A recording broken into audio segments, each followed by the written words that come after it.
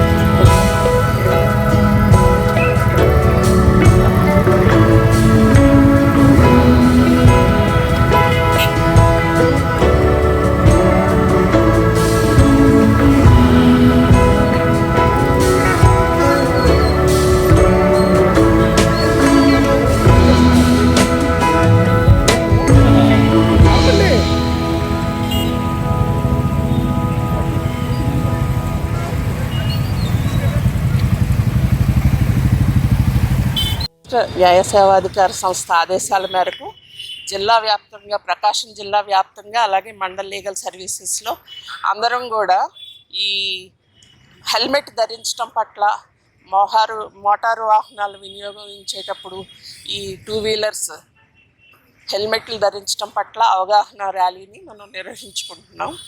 Helmet ధరించడం అనేది మనం ఒక బరువుగా భావించకూడదు, అది మన అందరి బాధ్యత. Safety is first and wearing helmet is must. కాబట్టి అందరూ కూడా ఈరోజు ఈ ర్యాలీలో పాల్గొంటూ ఈ ర్యాలీలో వచ్చినటువంటి మన న్యాయాధికారులకు అలాగే మీడియా వారికి మన